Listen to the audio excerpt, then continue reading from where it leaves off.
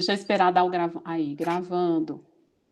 Bom, pessoal, então boa tarde a todos e todas. Obrigada aí pela presença de vocês. Muito bom estar aqui com vocês nesse café acadêmico, né? Primeira edição 4.0 que a gente está chamando, fazendo um diálogo aí com a ideia da educação 4.0 que nós estamos desenvolvendo aí com mais afinco no nosso campus, né? Por conta da pandemia. E aí, aproveitando a oportunidade, então, para nós avançarmos aí na construção do conhecimento, o Café Acadêmico, né, lembrando rapidamente, ele é um programa que existe desde 2017, e a título de curiosidade, né, a professora Adriana foi uma das primeiras convidadas para o Café Acadêmico lá em 2017, só que ela não pôde estar presente conosco no campus, porque na época ela teve um probleminha de saúde, não pôde viajar até Bambuí, então ficou aí na promessa, finalmente conseguimos que ela esteja aí presente conosco, ainda que virtualmente, já fiz o convite para ela estar presencialmente quando possível, até para provar dos nossos quitutes, do Café Acadêmico de verdade. E aí é importante, né, pessoal, nós continuarmos nesse movimento da formação continuada. A gente está finalizando aí o curso de novas tecnologias aplicadas ao ensino. Nessa live, né, o webinar de hoje, a gente vai fazer a emissão depois de um certificado, né, via SEI para todo mundo, para contabilizar aí essas horas. E hoje a gente está contando aí não só com a professora Adriana, que o professor Gabriel vai fazer as honras aí todas de apresentação, mas a gente convidou o professor Gabriel para nos ajudar a conduzir, né? Ele que também é especialista aí nessa área de novas tecnologias aplicadas ao ensino, tem contribuído muito conosco nesse avanço, né? Acho que em 2 meses nós avançamos aí cerca de anos na apropriação desse conhecimento sobre educação online, educação e tecnologias.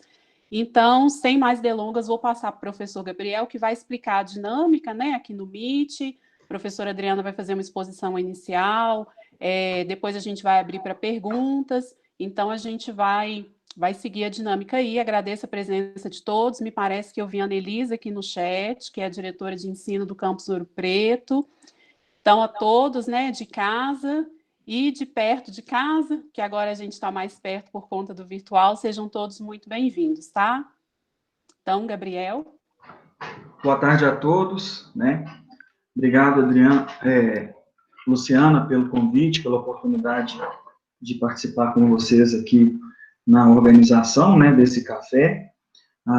Foi um prazer trabalhar com vocês nessa preparação e está sendo agora participar aqui da execução. A todos os colegas que tem um tempão que a gente não se encontra presencialmente, né, um forte abraço virtual. Para quem não me conhece ainda do campus, eu sou professor do Núcleo de Computação, né, e trabalho aqui no campus há 15 anos, né. Trabalho com essa questão de informática na educação, né, a minha formação é em ciência da computação, mas desde o TCC da minha graduação, lá nos anos 2000, já desenvolvi um objeto de aprendizagem virtual, e então sempre me interessei por essa área e tenho trabalhado com isso. Aqui no campus, eu leciono junto com o professor Samuel a disciplina de novas tecnologias da informação e comunicação nos cursos de licenciatura. A gente faz algumas pesquisas juntos, no laboratório que a gente montou, e revezamos a oferta dessa disciplina. Eu vou começar aqui explicando para vocês qual que vai ser a dinâmica, para que nós tenhamos o maior proveito dessa sessão, tá? Aqui no Meet, para quem ainda não sabe, tem uma ferramenta de chat que fica disponível lá no canto superior direito, né? E nosso desejo é que haja interação de vocês por meio desse chat, colocando aqui suas dúvidas, suas perguntas, que nós poderemos fazer para a nossa palestrante, professora Adriana, após a explanação dela.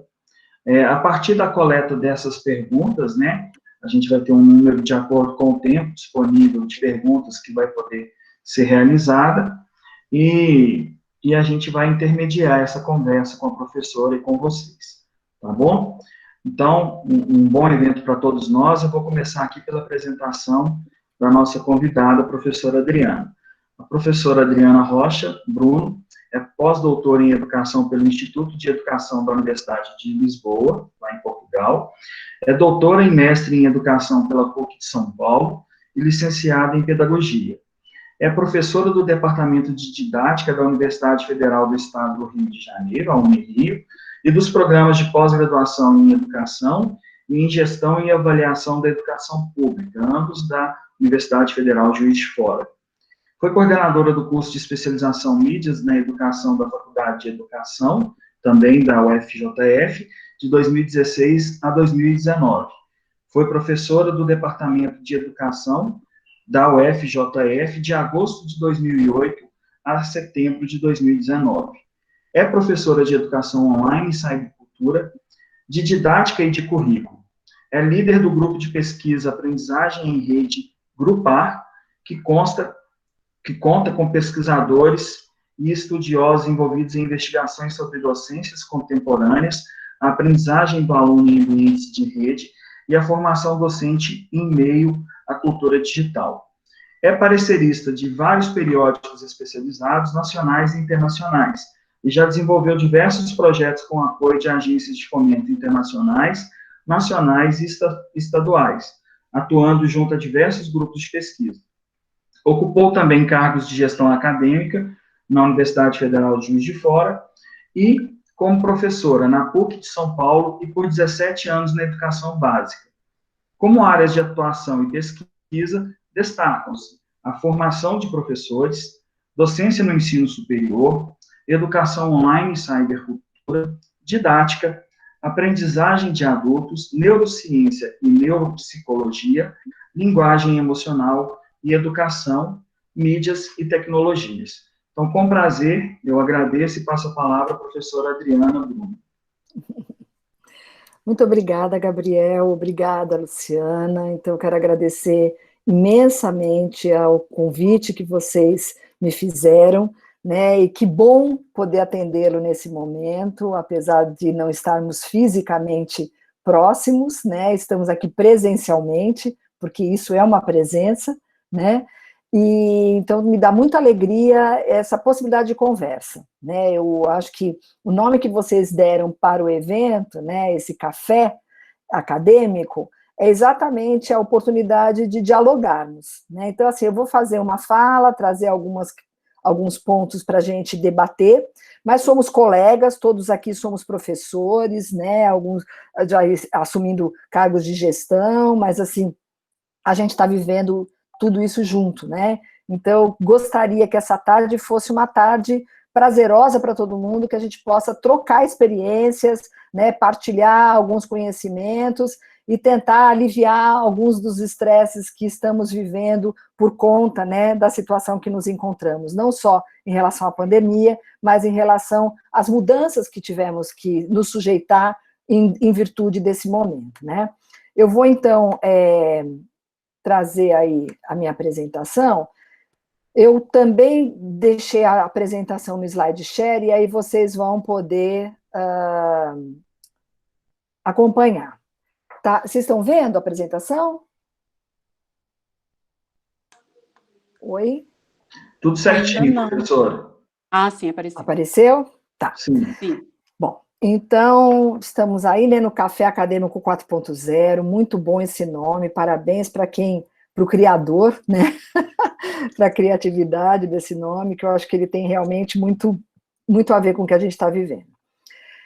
Então, como já fui apresentada, né, eu quero só destacar o meu grupo de pesquisa, que chama Aprendizagem em Rede, né, como vocês viram, aí o Gabriel leu aquela parte do Lattes, né, que todo mundo tem que fazer, mas eu estou recente na Unirio, né, eu pedi uma redistribuição, meu marido é de Niterói, então há muito tempo que ele vinha manifestando o desejo, né, dessa mudança, e isso se concretizou com a minha transferência, então estamos todos aqui em Niterói, e eu trabalhando na Unirio. E estou muito feliz, né, porque eu acho que essas mudanças também são bacanas na vida da gente, então estou bem satisfeita, embora ainda conhecendo a universidade, né, que é também um desafio, e de repente, a hora que eu estava começando a conhecer, mudamos aí para essa dimensão do ensino remoto, ou das aulas remotas, né, como eu gosto de dizer. Eu queria começar falando, trazendo alguns pontos introdutórios para demarcar um pouco da minha forma de pensar, né? Então, eu gosto de trazer esses pontos para a gente já situar um pouco disso. Primeiro, lembrar que nós somos um país desigual, nós somos um planeta desigual e a gente é igualmente diferente. Por que eu gosto de começar falando isso? Porque, especialmente nesse momento, né, de distanciamento social e alguns em isolamento social, a gente, desejando, né, viver outro momento, mas impossibilitados de viver, nós somos obrigados, e não à toa que estamos aqui numa tarde para conversar sobre isso, né, a mudar um pouco, aliás, radicalmente, as nossas práticas docentes, né? E isso gera outras questões que nós vamos falar agora nessa tarde, mas principalmente demarca o quanto que a desigualdade ela está presente, né? Nos nossos alunos e nos nossos professores também, em todos nós, né? E lembrar que a gente nunca teve algo parecido com o que a gente está vivendo. Mesmo eu, e aí eu vejo que temos colegas que também trabalham com isso, o Gabriel, que também, né, mediou aí essa semana essa minha conversa com vocês, e a Luciana, a gente, por mais experiência que tivéssemos em EAD, a gente nunca viveu isso, né? Então, assim, não era algo desejado, por mais que eu estimule e acredite que a educação à distância é uma possibilidade de educação interessante. Mas eu não queria isso, por exemplo, para os meus filhos. Eu tenho 2 filhos, uma de 12, que vai fazer 13 agora, esse fim de semana, e meu mais novo tem 9. Eu não queria isso para eles, né? Então, é novo para todo mundo. É isso que eu acho que é importante a gente dizer. Os estudos que eu tenho, as pesquisas que eu faço, eles me colocam, né, um pouco mais tranquila em relação a alguns pontos, mas ainda assim é novo para mim também, né? E as projeções, elas sinalizam um longo período de isolamento social. Por mais que a gente tenha tido aí ontem, antes de ontem, né, a notícia de que a China parece estar bem adiantada em relação à vacina, isso até chegar ao nosso contexto, né, ao Brasil, provavelmente será final de 2020, né? Então, assim, é um longo tempo, né, que a gente tem ainda para pensar, para redimensionar, né, e para viver essa história. E por conta disso tudo, desse contexto tão diverso, que a gente tem que entender que a docência é algo plural, e nós vamos falar disso, né? Ela é ampla, ela é diversa, e ao mesmo tempo ela é singular, porque ela é de cada um, né? Então, a gente vai falar um pouco dessas possibilidades. Por isso eu trouxe hoje, para debater com vocês, alguns aspectos, que foram coisas que eu achei que seriam interessantes a gente debater, mas que eu não quero me restringir a eles. Eu quero que vocês fiquem muito, muito à vontade para me perguntar, e o que eu puder, eu terei o maior prazer em partilhar, né? Então, mas assim, eu trouxe esses pontos e eu acho que vocês podem ter outros tantos para poder acrescentar nessa conversa hoje, né? Então, começar a falar de cultura, falar um pouco da diferença entre EAD, educação online e aulas remotas, para depois a gente entrar no desenho didático, que é o cerne de tudo que a gente está pensando para as aulas remotas, né? Que é o que a gente está vivendo. Então, passando pelas temporalidades, as demandas de trabalho, o perfil digital dos alunos e dos professores, e as docências, e algumas questões em relação às docências que a gente pode pensar aqui, tá? Eu quis trazer agora, porque eu recebi hoje, essa medida provisória que foi publicada ontem. Eu quis trazer porque eu não sei se todo mundo viu, eu não tinha tido oportunidade, recebi hoje de manhã, mas é uma medida provisória que envolve a nossa ação, né? Então eu trouxe mais para vocês, não li, tá, o documento, mas eu trouxe com o link aí para vocês depois poderem acessar e debater, terão que debater como todos nós. Eu recortei, né, do ensino médio e superior, porque eu acho que está mais dentro da nossa realidade, mas ela vem falando desde a educação infantil, né, a medida provisória, tá? Então, assim, não muda muita coisa, eu acho que o que acrescenta é a relação entre 2020 e 2021. Mas, de todo modo, volto a repetir, eu não li, então eu não sei quais são os problemas que talvez a gente tenha que enfrentar, né? Mas eu acho que é bacana a gente saber, né? A desobrigação dos 200 dias, que já estava claro para a gente, né? Mas antecipação de conclusão de cursos, 75% dos estágios curriculares, são coisas que a gente vai ter que lidar, e eu acho que é bom eu quis trazer para vocês como contribuição, tá? Mas não vou me deter nisso, porque não tenho como falar disso, como criticar isso agora. Bom, vamos começar falando, então, de culturas, né? Eu gosto de falar disso porque eu gosto do Nestor Canclini, que ele fala que todas as culturas atuais são de fronteira. O que significa isso, né? Significa que não existe purismo, né, nas culturas. A gente produz culturas diversas e essas culturas, elas cada vez mais estão misturadas, né?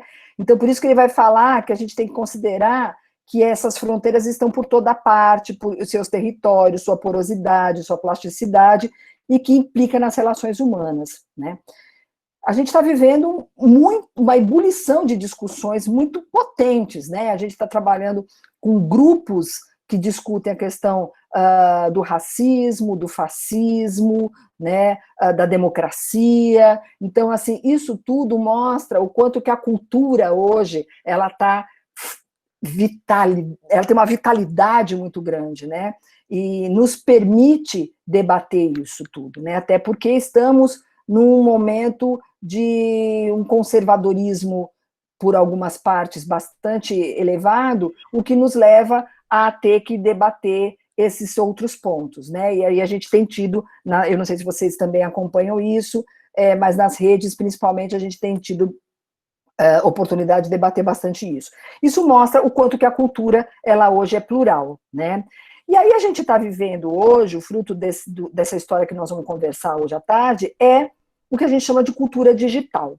E a cultura digital, ela é considerada por diversos estudiosos, eu coloquei alguns deles aí, mas como uma cultura da contemporaneidade, né? Então, assim, não é a cultura, como alguns colocam, mas é uma das culturas do nosso momento atual, né? E eu concordo com alguns autores, principalmente o Gir e o Deleuze, quando eles lembram a gente que a tecnologia digital, o Deleuze não falou isso, mas ele dá a possibilidade da gente entender isso, mas assim, que a tecnologia digital é fruto da cultura digital, e não o contrário. Por que a gente tem que falar isso? Porque antes da máquina, antes da tecnologia, a gente tem a questão social. É isso que a gente tem que entender. As tecnologias digitais, elas aparecem porque a gente tinha uma cultura digital sendo processada, germinada, né? Então a gente não vive a cultura digital porque a gente vive o computador. A gente tem computador e dispositivos por conta que a gente tinha uma cultura, né? Um movimento social que demandou isso, né? É porque às vezes a gente acha que a cultura digital ela vem da tecnologia. Não, ela promove as tecnologias, é isso que eu quero dizer, né? E aí, isso, só para clarear, para a gente entrar um pouco nessas distinções entre educação à distância, educação online e aulas remotas, né?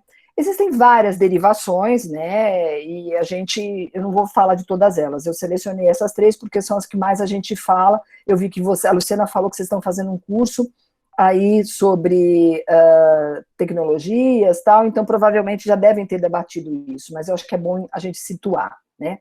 A EAD, a educação à distância, ela é uma modalidade de educação muito antiga, né? Os teóricos datam de 2 séculos, mais ou menos, né? Desde lá, a troca por cartas, né? Material impresso, você tem aí notícias de uma modalidade que ela se faz a partir das tecnologias da época. Então, se a tecnologia era o material impresso ou era cartas, era essa o uso dessa tecnologia para a educação à distância, né? E aí ela vai incorporando outras tantas possibilidades tecnológicas, né? Então, o rádio, as fitas cassetes, DVD, televisão, até chegar a situação mais recente, que é todos os suportes, os dispositivos móveis em rede conectados via internet, né? Agora, a EAD em si, né, a gente pode entender que existem várias IADs, porque a IAD, apesar dela fazer uso dos dispositivos mais usuais, né, e acessíveis naquele momento histórico e cultural, ela carrega em si as concepções que nós temos de educação. Então, falar se a IAD é boa ou ruim é muito relativo, porque é a mesma coisa que eu falar que a educação presencial é sempre boa. Não é, a gente sabe que a educação presencial, física, nós temos muita educação de péssima qualidade. A mesma coisa com relação à educação à distância, né? Eu tenho educação à distância com excelente qualidade e tenho educação à distância com péssima qualidade. Mas, de todo modo, o grande foco da educação à distância ao longo dos tempos tem sido processos mais centralizados no que alguns teóricos, como Marco Silva, vai falar da relação, porque ele estuda a partir da área da comunicação, a relação todos, ou seja, o professor para vários alunos, que é o modelo que a gente tem no presencial, né? O presencial, ele tem até a sala de aula, ela é montada nessa relação todos. O professor, que é o que sabe, né? Ele oferece aquele conhecimento, socializa aquele conhecimento com os seus alunos. A EAD, ela tem se balizado muito nesse modelo todos, né? A centralização e a centralidade do professor. E aí a gente chama isso, né, de um modelo mais de massa, vamos dizer assim, né? Então, o que a gente tem que entender é que não existe só esse tipo de educação. Existe também uma outra possibilidade que eu particularmente tenho trabalhado bastante, que é a educação online.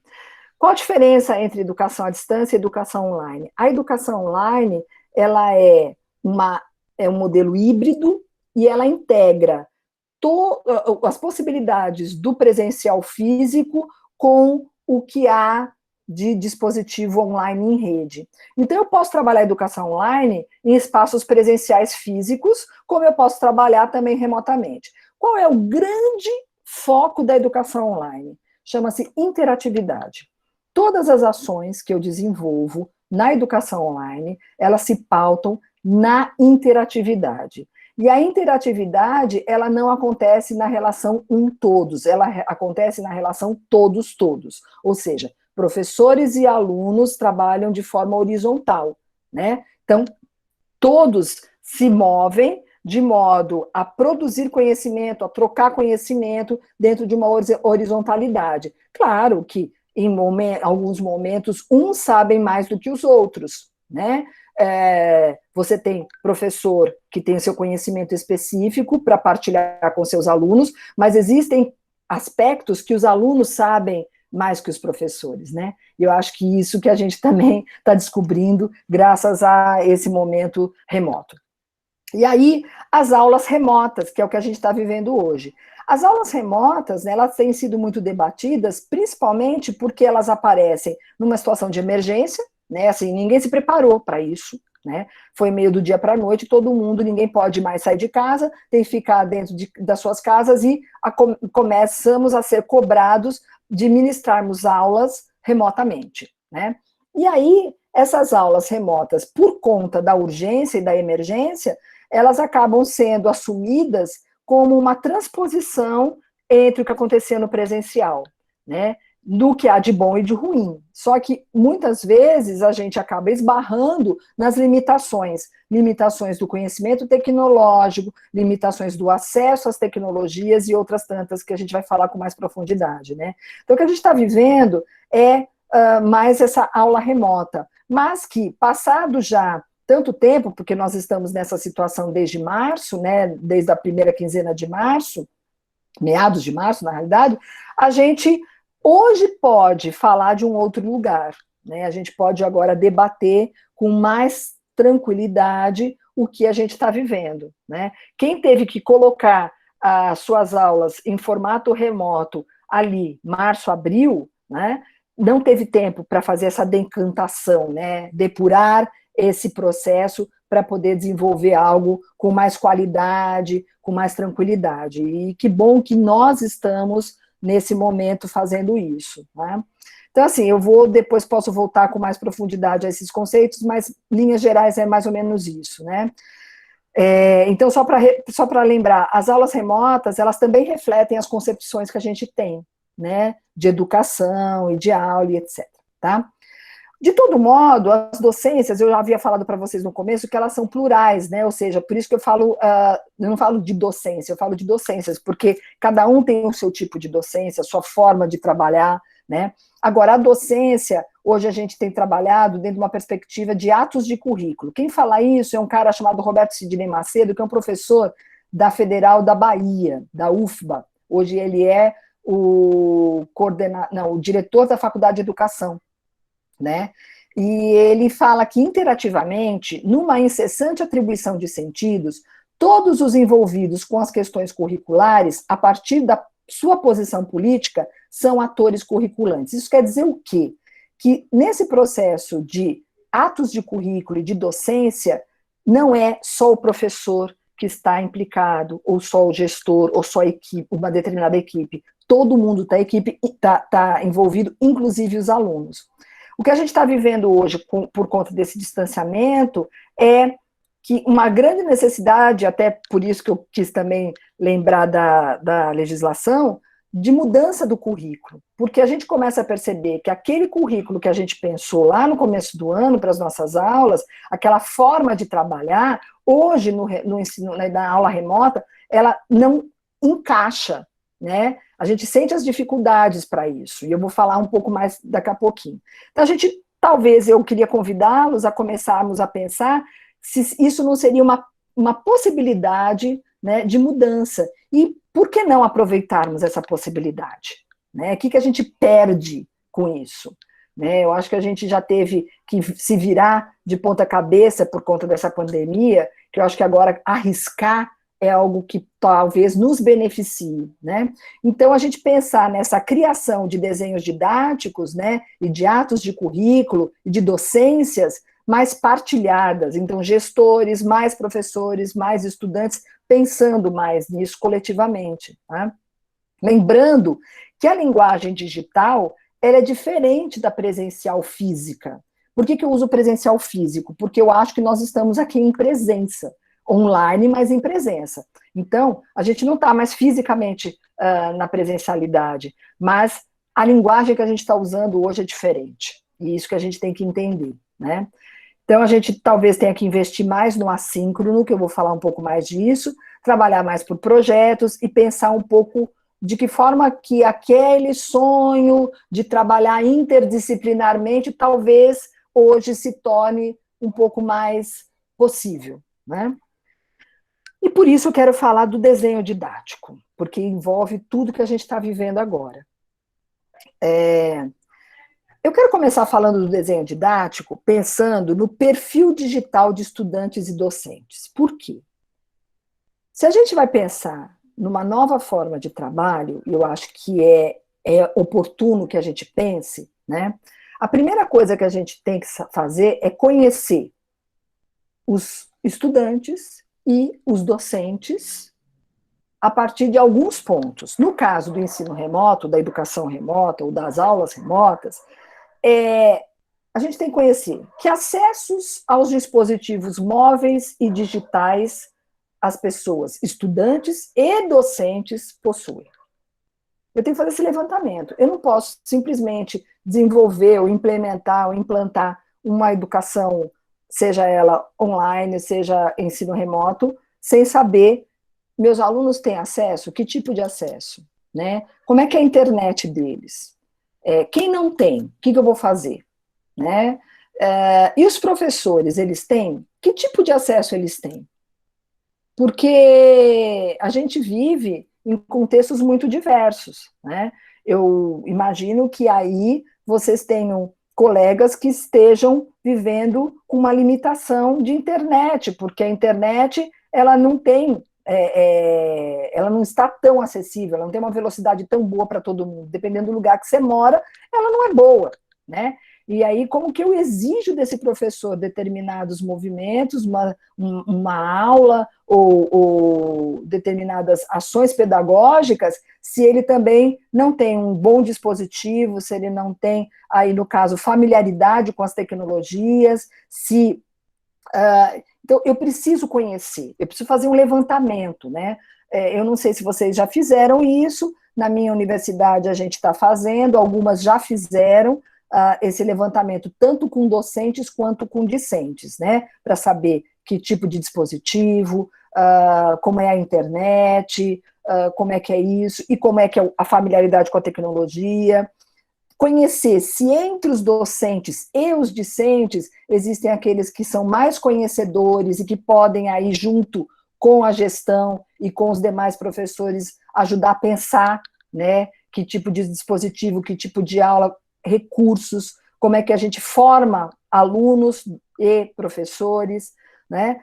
E também um outro ponto, que aí não é só tecnológico, que tem a ver com esses desdobramentos da tecnologia, quais são as demandas para esse período, né? Eu acho que a gente vive um momento que nós precisamos pensar como é que está a situação de saúde, né, de alimentação, de psicológica dos nossos estudantes e dos nossos docentes. Cada um está vivendo esse momento de uma forma, né? E muita gente está sofrendo, e sofrendo também de formas muito diferentes. Nós temos alunos que tiveram suas bolsas cortadas. Como é que ele está fazendo? Como é que ele está se virando? Ele tem dinheiro para comer? Né? Então, assim, não é o ensino.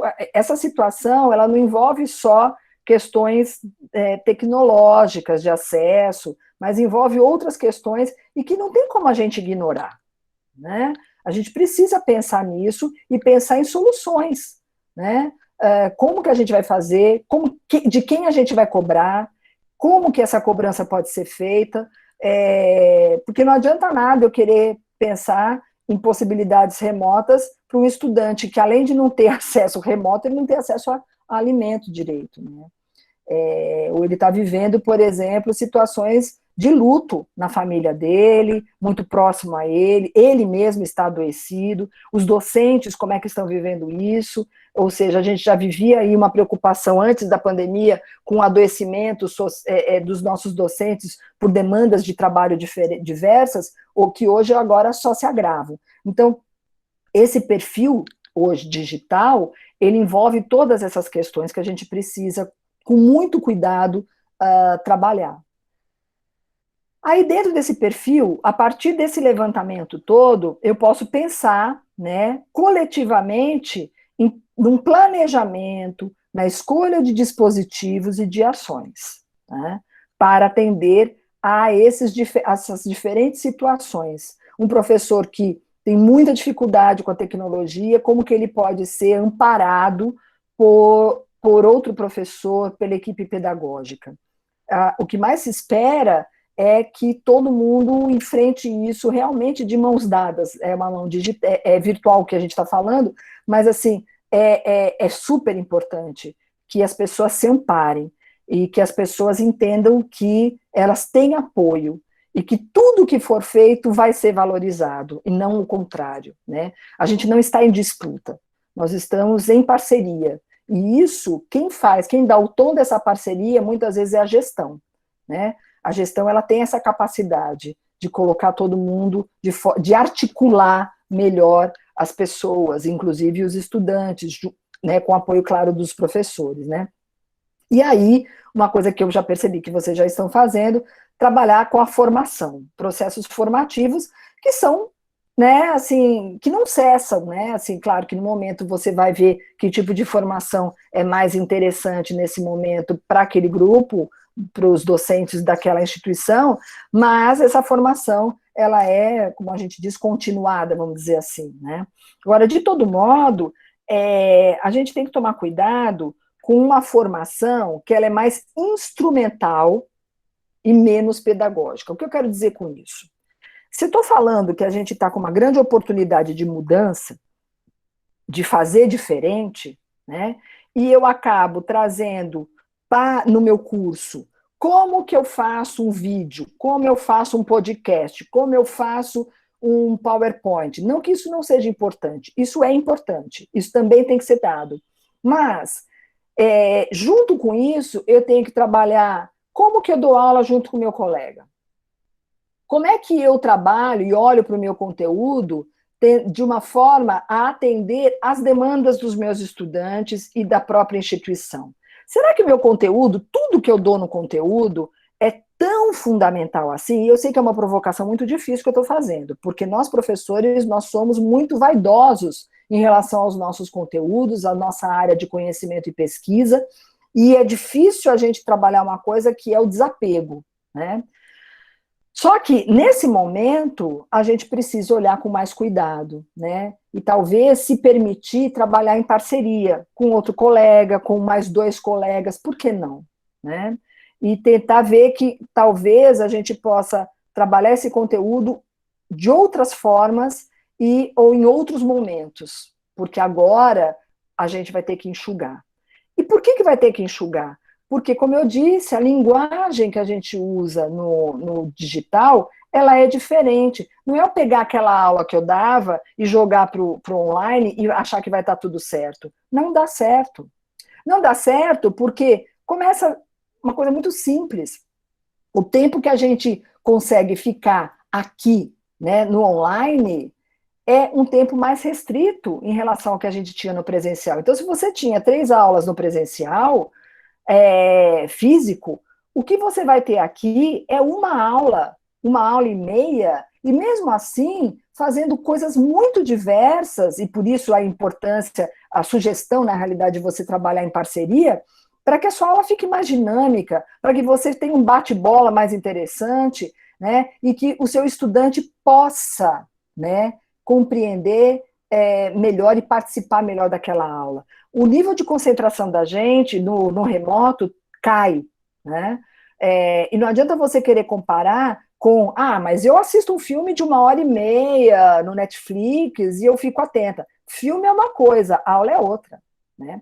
Então, essa transposição não dá certo da forma como a gente imaginava. Por isso que eu tenho que produzir materiais, eu tenho que trabalhar com vídeo, eu tenho que trabalhar com podcast, eu tenho que trabalhar com outros recursos e dispositivos e tenho que mudar a minha forma de dialogar, né? E, às vezes, essa parceria, por isso que eu acabo incentivando o trabalho em pares, né? Ele me ajuda a trabalhar com essas linguagens de forma diferente, redimensionar as minhas ações. Bom, então, o planejamento que a gente vai fazer, claro que ele vai envolver os objetivos educacionais, a concepção curricular, escolha de mídias e comunicação, concepções, metodologias, tá? Só que, né, eu vou fazer isso dentro de um desenho que ele é voltado para uma relação digital em rede online.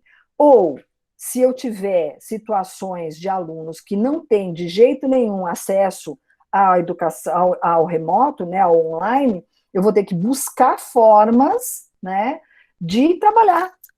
Eu vou mandar material para ele, impresso, ou eu vou fazer um atendimento de modo a oferecer a ele algum dispositivo que ele possa usar, emprestado, enfim. Eu tenho que buscar soluções. O que eu tenho que entender é que esse desapego em relação ao meu conteúdo, ele vai ter que acontecer, porque a gente não vai dar conta de fazer isso da mesma forma que a gente faria no presencial, né?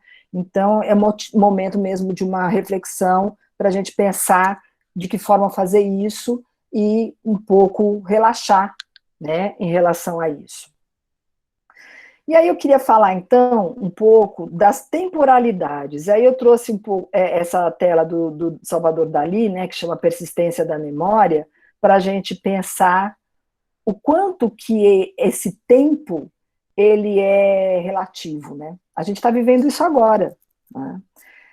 E isso é muito complicado, porque a gente tem sofrido exigências diversas, como se a gente agora tivesse todo o tempo do mundo.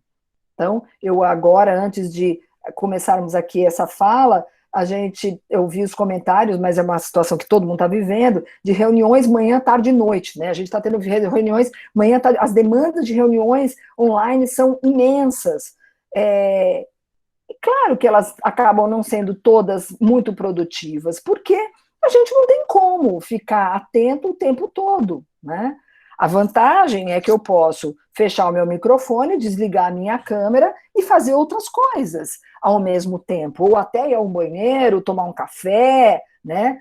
Porque realmente é pesado. A gente não dá conta, não aguenta, fisicamente você não aguenta ficar sentado também tanto tempo, né? A questão da visão é prejudicada, a própria atenção, não tem como. Então, essa temporalidade, ela tem que ser dosada.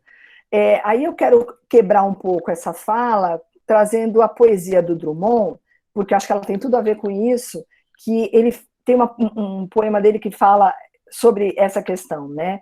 Que por muito tempo achei que a ausência é falta. Eu não sou uma exímia declamadora, mas eu vou aqui me arriscar, né? Por muito tempo achei que a ausência é falta, e lastimava, ignorante, a falta. Hoje não a lastimo. Não há falta na ausência. A ausência é um estar em mim. E sinto a branca, tão pegada, aconchegada nos meus braços, que rio e danço e invento exclamações alegres. Porque a ausência, essa ausência assimilada, ninguém a rouba mais de mim. É isso, né? A gente fala de tempo, né, da temporalidade, e sempre associa a falta, né? O que mais a gente ouve, mas antes da pandemia já acontecia isso, é assim, ai, como é que você está? Nossa, não tenho tempo para nada.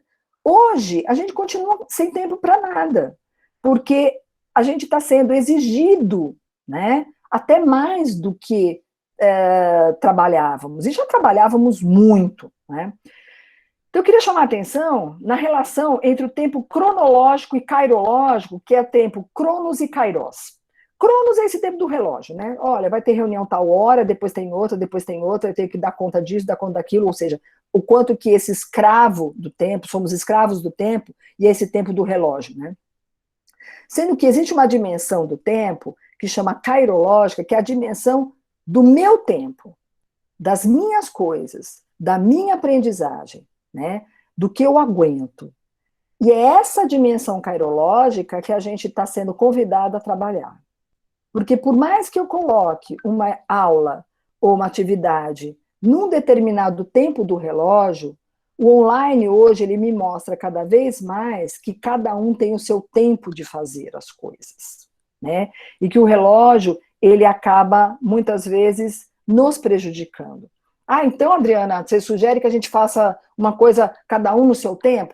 Não, tem horas que a gente vai precisar combinar um tempo, né, de encontro, né, como a gente fez agora, né? Olha, vamos fazer aí uma live, um encontro às 15h30, que vai durar até tal horário, né? Quem não pode ver, vai ver depois a gravação, ok? É isso, né? A gente tem a... Oi. Licença, aproveitando que a palavra tempo apareceu, eu estou aqui trabalhando o tempo para que a gente possa fazer uma discussão após a sua apresentação. Então, se possível, mais uns 5 minutinhos, a gente terminar a apresentação para iniciarmos a segunda etapa, se possível, tá? Claro, obrigada. Obrigado. Obrigada. Então é isso, a gente pensar nessa questão da temporalidade, vou adiantar. E aí a gente tem demandas de trabalho online que são imensas, eu já falei um pouco disso, porque eu vou adiantando. E aí eu quero só falar dos dispositivos de comunicação online, tá? Que são vários. Vocês vão trabalhar síncronos, que é esse online presencial que a gente está tendo agora, né? Que muitos estão preferindo esse. Por quê? Porque é o que mais se assemelha às aulas que eu tenho na presencialidade física. Eu sou a dadora de aula, desculpa a expressão, mas assim, eu vou e aqui falo para os meus alunos que estão me ouvindo, né? E é uma comunicação muito parecida com aquela que eu tenho no presencial, e tem sido muito assumida, né, pelos professores. Mas essa é a que também exaure mais. Então, a gente tem que mesclar essa sincronicidade com o assíncrono, que é uma comunicação em que cada um tem o seu tempo. Então, eu vou assistir o vídeo no meu tempo, o podcast no meu tempo, né? E trabalhar também, e aí eu escolho o recurso que eu quero para isso, depois a gente pode falar um pouco mais sobre isso, são vários. Eu tenho que escolher se eu quero recursos gratuitos e abertos, ou se eu quero recursos pagos, que assim, mas Adriana, o Google Classroom, que é o que a gente está usando agora, o Meeting, né? É dentro desse pacote, ele é gratuito, mais ou menos, né? Ele tem um custo, e esse custo é você abrir os seus dados para que a Google possa fazer o que ela quiser com isso, né? O que ela vai fazer? Não sei, mas é uma questão para a gente pensar. Bom, eu vou avançar na educação aberta, né? Mas eu quero falar para que a gente possa se libertar, né? Existe um cara, eu pus essa gaiolinha com um passarinho aí aberta, existe um cara que chama, um matemático, que chama o Biratan D'Ambrosio, que ele vai falar sobre gaiolas epistemológicas, que a gente tem que abrir as nossas gaiolas. E é um convite que eu faço a vocês, que a gente se abra as nossas gaiolas para conhecer a gaiola do vizinho, né? Para deixar que ele entre na nossa gaiola também, para que a gente se permita sair da gaiola, dessas gaiolas epistemológicas, né? E eu vou avançar mais para falar um pouquinho, desculpem, porque eu realmente não dimensionei o meu tempo para falar e acabei falando demais. Mas assim, eu queria falar, depois vocês podem ver com calma e podem até me procurar para a gente conversar, sobre as possibilidades que a gente tem de um trabalho remoto mais colaborativo, e aí eu estou chamando de mediação partilhada. É um tipo de mediação, né, um tipo de relação que eu tenho com o meu estudante, mais horizontal, como eu falei com vocês. Mas essa mediação, ela também é entre professor e alunos e entre os docentes. Ou seja, é uma mediação que eu também partilho com o meu docente. Por isso que eu estou falando de partilharmos as nossas aulas, né, incluir o outro como meu parceiro. E isso envolve o estudante. Por que envolve o estudante? Porque eu tenho estudantes que sabem mais de tecnologia do que eu. Que bom! Ele vai me ajudar nisso. Eu preciso gravar alguma coisa, eu não sei gravar, às vezes o meu estudante pode fazer isso comigo, junto comigo, me ajudar, fazer essa gravação, me auxiliar, me ensinar, né? Eu preciso disponibilizar coisas, ele disponibiliza para mim. Então, assim, essa parceria, ou seja, eu tenho um conhecimento específico do meu conteúdo, do que eu trabalho e pesquiso, mas essa parceria com o estudante ou com outro colega nos dá um conforto, nos dá tranquilidade para o trabalho, né? E aí a gente pode fazer, então, dentro de trabalhos mais colaborativos, trabalhar mais com projetos, né? Então, assim, a gente tentar romper com aquela dimensão da presencialidade física que às vezes nos amarrava, né? Então, eu acho que a grande palavra de hoje, das aulas remotas, é exatamente a gente relaxar, trabalhar junto e se permitir ousar. Quando eu me permito ousar, eu também me permito errar, né?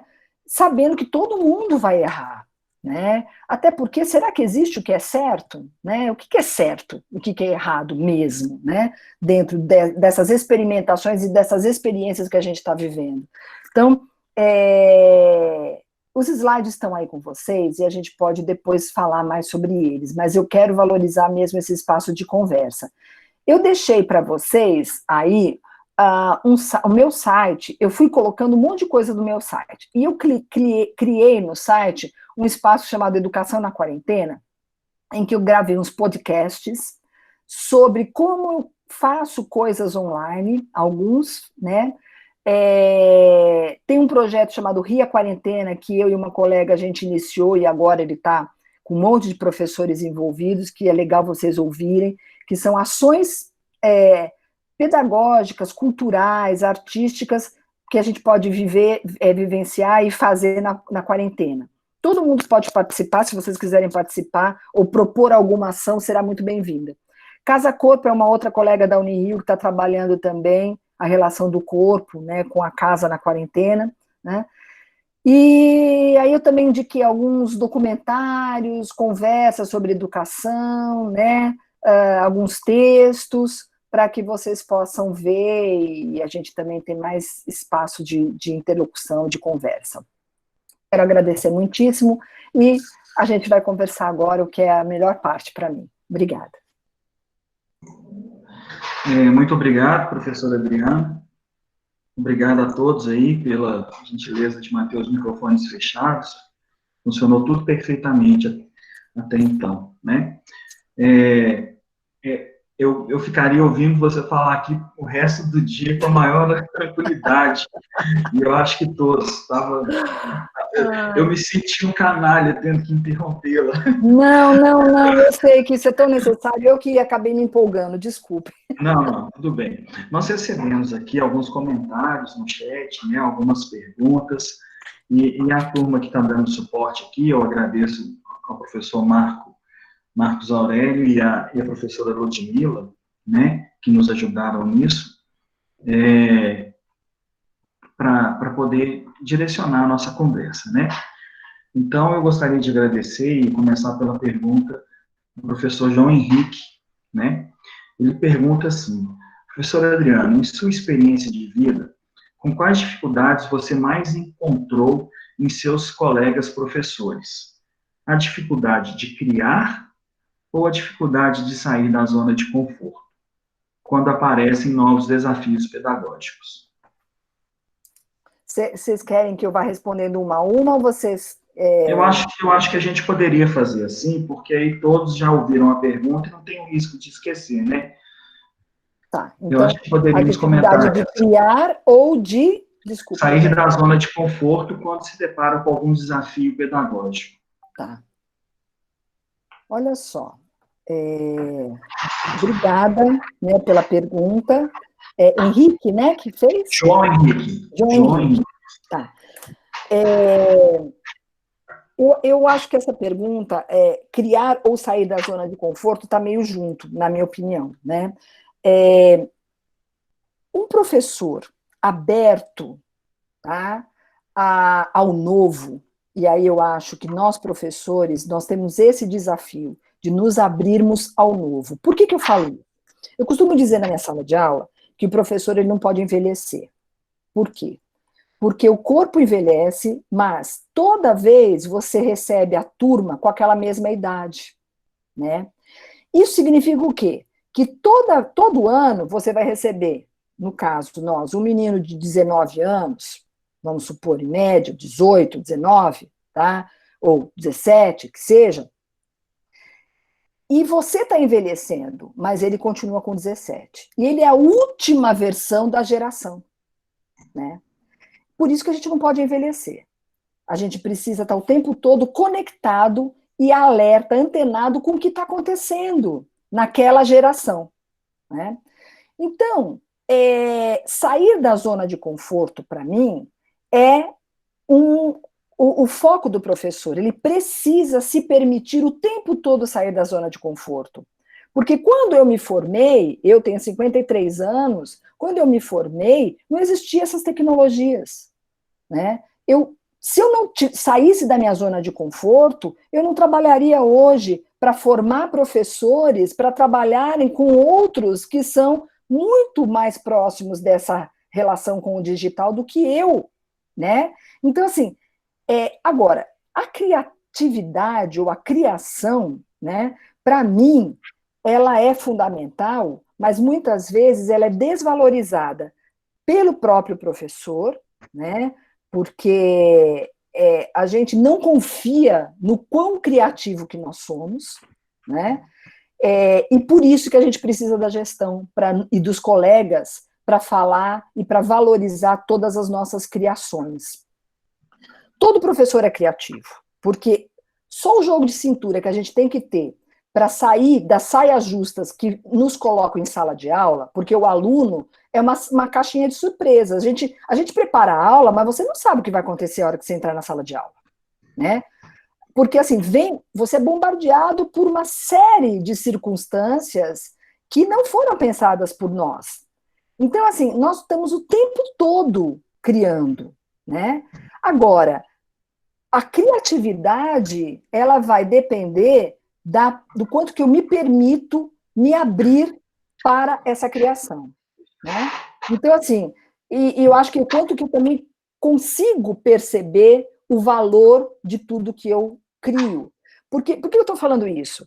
Eu já trabalhei com vários professores de várias áreas do conhecimento, e principalmente os professores de áreas, por exemplo, área da saúde, engenharia, ou seja, áreas que não de professores que não foram formados para serem professores, por exemplo. Então, por exemplo, você pega assim, um médico, ele fez medicina, ele fez mestrado, doutorado, ele nunca teve uma aula para ensinar ele a ser professor. Ele foi formado para ser médico. E aí ele entra na universidade e vira professor sem nunca ter tido uma orientação para ser professor. Eu estou falando desse professor. Esse professor, principalmente, não que isso não seja de um problema, né, que pode acontecer em todas as áreas, mas assim, principalmente esse professor, ele acaba achando que o que ele faz não é de boa qualidade. Ele fala assim, eu não sei dar aula direito, porque eu nem fui formado para isso, né? Então, há uma insegurança em relação à docência. Essa insegurança também acontece com quem foi formado, né? Porque a gente está o tempo todo aí se questionando. Mas você descobre, quando você conversa com esses professores, e mesmo com aqueles que já estão dando aula há muito tempo, que falam assim, eu dou aula há tanto tempo, né? Eu faço tudo do mesmo jeito, já há quanto tempo? Uma falta de reconhecimento do seu valor que a gente precisa resgatar. E aí eu vou vou cutucar o gestor. Porque é o gestor que pode virar para esse professor e falar assim, cara, sua aula é muito boa. Nunca imaginei de fazer uma coisa dessa, sabe? E, fulano, olha só, vamos trabalhar junto, vocês dois juntos, vocês fazem coisas incríveis. É o gestor que pode levantar essa bola. E o professor precisa disso. Porque ele cria. Só que quanto mais você estimula a criação dele, mais ele cria. E nesse momento remoto, gente, eu tenho visto cada coisa tão maravilhosa, né? Assim, eu sou casada com um professor, meu marido é professor na área de letras, literatura, né? Ele tem feito umas aulas que eu babo, não é porque é meu marido, mas assim, mesmo assim, os colegas, professores, eu tenho visto cada coisa de gente que nunca fez, nunca trabalhou remotamente, que cria coisas, criam documentários. Mas nunca fiz isso. Mas aí pede para o aluno, pede o cara da informática, da tecnologia, que sabe pra caramba e que vem e ajuda. Então, eu acho assim, voltando, João Henrique, criar ou sair da zona de conforto é muito de cada um. Mas eu acho que nós, professores, nós somos convocados o tempo todo para fazermos os dois. E quanto mais a gente se permite sair da zona de conforto, mais a gente tem prazer, porque é incrível como a gente tem prazer nisso, né? Como a gente avança. Você vai criando mais. Sair da zona de conforto te dá asas, sabe? Te libera para fazer um monte de outras coisas. Não sei se eu te respondi. Ótima resposta. Eu acho que não só respondeu a dúvida do João, como também nos direcionou para outras reflexões. Nós temos aqui uma outra pergunta do professor Adriano Lages, que ela é mais um pouco no sentido do que fazer, do como fazer, né? Então, ele enuncia da seguinte maneira: como posso melhorar como professor nesse novo contexto? Em sua opinião, quais são os melhores objetos de aprendizagem que se adaptam a esse novo contexto? As provas continuam da mesma maneira? Devo utilizar vídeos pré-gravados? Lives com alunos? O que você vê com sua experiência e tem percebido que é o melhor? Então, a preocupação do professor aqui é exatamente o que ele pode utilizar nesse momento. Com o final da sua resposta anterior, né? Olha só, essa é uma pergunta que todo mundo quer, né? Porque assim, a gente quer saber o como, até para errar menos e para oferecer o melhor para os nossos alunos. Isso só mostra o compromisso que a gente tem com a educação, né, e com os nossos estudantes, né? Existem N coisas que a gente pode fazer, né? E existem um monte, graças a Deus, a gente tem muito tutorial disponível, né? Como que eu posso melhorar nesse novo contexto? vai muito, eu não sei o que você faz, mas assim, com certeza você vai fazer videoaulas, junto com PowerPoint, mas principalmente você deve promover espaços de diálogo com seus estudantes. Você não tem que ter medo de usar, por exemplo, material que está disponível na internet também. Porque às vezes tem uma videoaula na internet que ela foi tão bem feita e tão elaborada que você pode usá-la também. Você não vai só usar, você vai fazer as suas também, né? Agora, uma coisa que eu tenho valorizado muito é o uso de podcast. E vou falar por quê. Porque a gente tem que gravar muita coisa, a gente tem que fazer muita coisa. E o podcast, vocês me desculpem, eu sou meio despachada, mas ele dá para você gravar até no banheiro. Então, assim, você não precisa estar arrumada, com batonzinho, feito assim, meio que básico, para aparecer para os seus alunos. Você pode estar lá descabelada de chinelão, gravando o seu podcast, para esse aluno ouvir. E ele também vai poder ouvir onde ele quiser. Ele vai poder ouvir também no banheiro, no chuveiro, na cozinha, ou seja, onde ele estiver. Então, eu acho que a gente tem que pensar coisas que a gente faça com qualidade, mas que também nos favoreça. É mais fácil eu ensinar um professor a fazer um podcast do que ensiná-lo a fazer um vídeo. Porque o vídeo, um errinho que eu tiver, eu paro, gravo de novo. Paro, gravo de novo. O áudio, ele me liberta mais, porque todo mundo minimamente grava áudios no WhatsApp, para a família que seja. Então, a gente já está mais acostumado com esse tipo de recurso, né? Então, eu acho que a gente tem que explorar muito o podcast, o áudio, junto com o PowerPoint, sim, às vezes não, né? Você pode, mas principalmente fazer coisas com os estudantes, né? Então, assim, promova que eles façam curta-metragens, que eles façam pesquisas e criem seus próprios podcasts também, que eles adoram usar esses recursos digitais. Então, vamos explorar isso, né? Ao invés de usar aquela coisa do PDF fórum que a gente, né, que é o mais se assemelha ao presencial, né, o texto, e depois vai dialogar no fórum, não que isso não seja importante, mas vamos para além disso, né? E aí o Adriano me cutuca com a questão da avaliação. Se antes eu já tinha questões para debater sobre avaliação, agora mais do que nunca, né? Eu acho que, assim, nesse momento, tudo que a gente fizer é passível de avaliação. Um debate que você promova com seus estudantes online, ou seja por uma live, seja por um fórum de discussão, ou por um trabalho em grupo, né? Isso é passível de avaliação. Como é que você vai avaliar com aquele instrumento que já era problemático lá no presencial físico, né? E tentar trazer ele para o online? Isso é uma perda de tempo, eu acho. Deixa para a gente pensar nisso quando a gente voltar no presencial físico, né? Vamos aproveitar e conhecer melhor os alunos, deixá-los participar, deixá-los falar mais. E aí você vai tendo a dimensão, né, do que eles sabem, deixá-los mais à vontade para expressar. Que eles não fiquem com a espada da avaliação em cima da cabeça, porque aí eles se soltam. E você só ganha com isso porque você vai poder conhecê-lo melhor e ele vai ser mais honesto com você. Né? Ele vai poder falar, olha, isso eu não sei, eu não entendi. Para nós professores, ouvir de um aluno, olha, eu não entendi isso, eu não sei fazer isso, é melhor do que ele colar, do que ele plagiar, né?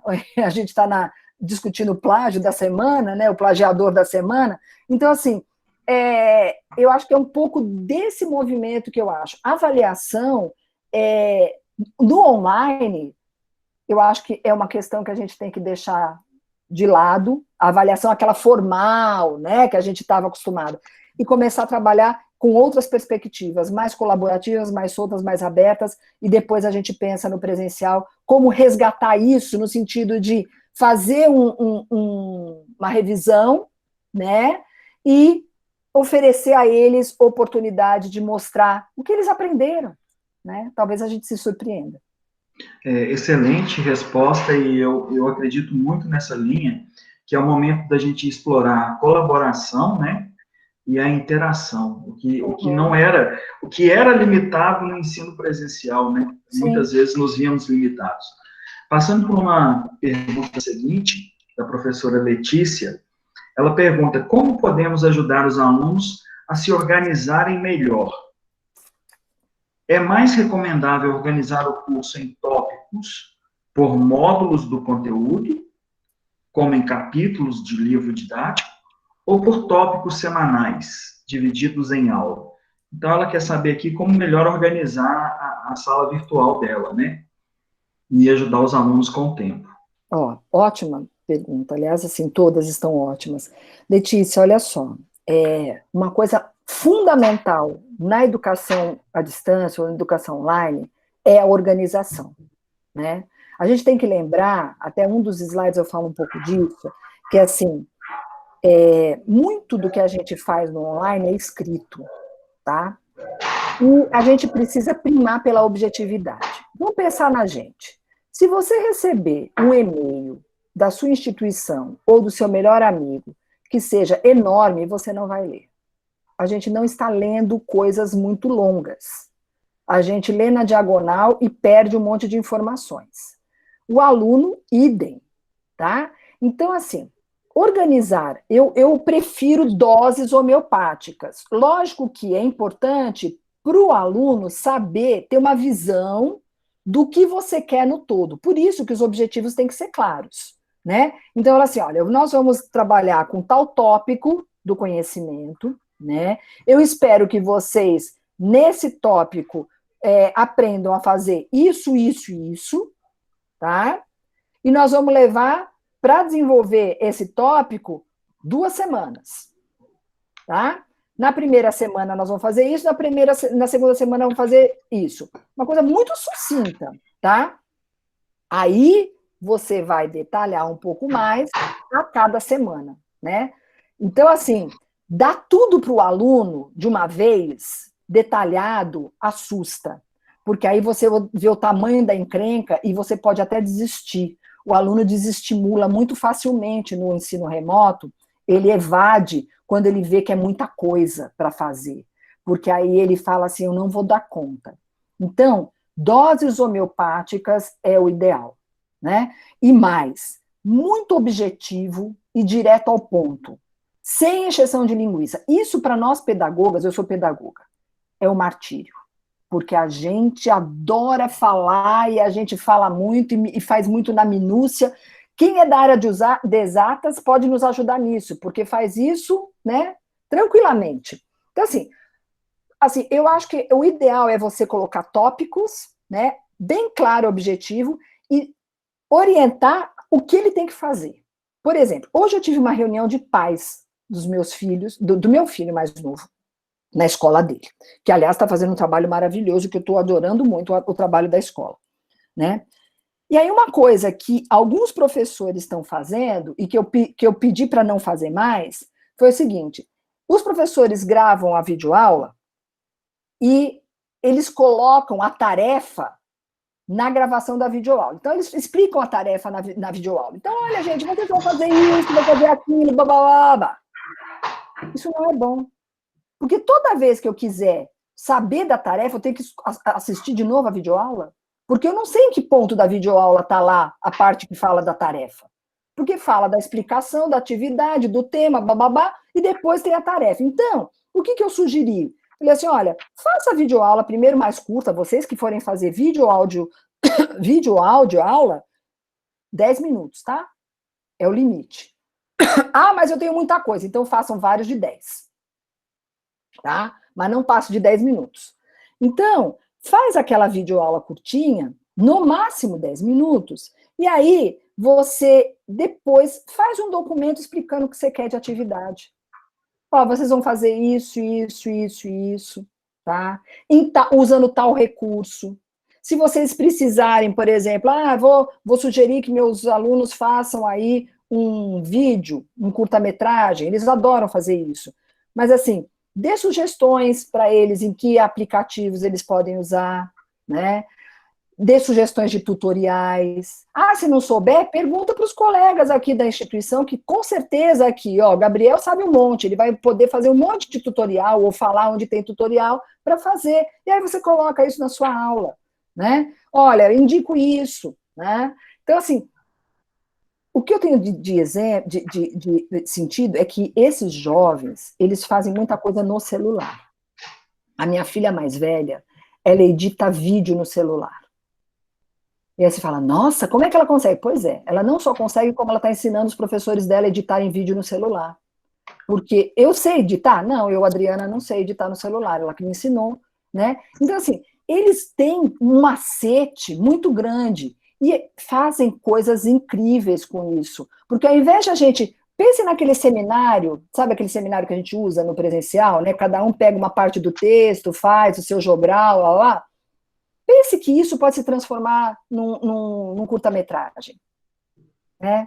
Então, assim, fica coisa incrível. Eles fazem coisas maravilhosas. Então, explorar isso. Agora, organização é a melhor coisa, porque se você for bagunçado, um professor meio bagunceiro, vamos dizer assim, eles vão se perder completamente. Tá? Então, se você é bagunceiro, mais um motivo para você trabalhar com um colega que não seja, porque aí você cola no colega, vocês fazem a aula junto, entendeu? E um ajuda o outro. Isso é fantástico. Mas a organização é imprescindível, e principalmente em tópicos, tá? Objetivamente. Não escreva textão. Textão eles não vão ler, eles vão ficar assim, o que é para fazer, professor? O que é para fazer, professora? O que é mesmo? Ai, perdi. Ai, não sei. É isso que vai acontecer. Então, para não acontecer, quanto mais objetivo você tiver, objetividade você tiver, claro que eles vão continuar perguntando, mas vão perguntar talvez menos, tá bom? Professora Adriana, se me permite só um complemento a essa resposta, Claro, eu acho que também aproveitar um breve momento síncrono para dar aquela estabilizada no sistema, porque eles estão acessando o podcast, o vídeo, o enunciado, e aí, de repente, um encontro chega e coloca todo mundo ali no mesmo tempo. Eu acho que isso ajuda muito para facilitar a organização deles, como ela começou a pergunta, né? Porque eles vão precisar muito disso, eles não estão preparados para isso. Não, eu acho que o síncrono, ele tem que acontecer, só que ele não pode acontecer no mesmo tempo de horário que a gente tinha no presencial. Então, por exemplo, você pode ficar 1 hora com seus alunos no síncrono. Não tem problema nenhum, né? Você fica, porque sempre tem aquele aquecimento, como é que vai a vida, como é que não vai, né? O que está fazendo até chegar todo mundo, bababá. Uma coisa que a gente tem dificuldade, que eu tenho percebido, é que essa facilidade de desligar o áudio e a câmera acaba fazendo com que os alunos façam isso, né? Aqui, claro, a gente está com o áudio desligado para não dar ruído, mas se vocês forem usar esse Meet com os alunos, procurem estimular que eles abram a câmera, porque esse contato visual da gente com os nossos estudantes é importante, é bacana, né? Porque eles tendem a se esconder também, né? Então, assim, agora, a questão que eu falo do síncrono é não ficar o tempo todo no síncrono, porque, infelizmente, tem instituições que estão fazendo o professor ficar lá às 3 horas a aula dele no síncrono e o aluno também. É ruim para os dois, gente. O professor não aguenta e aluno também não aguenta. Não é saudável.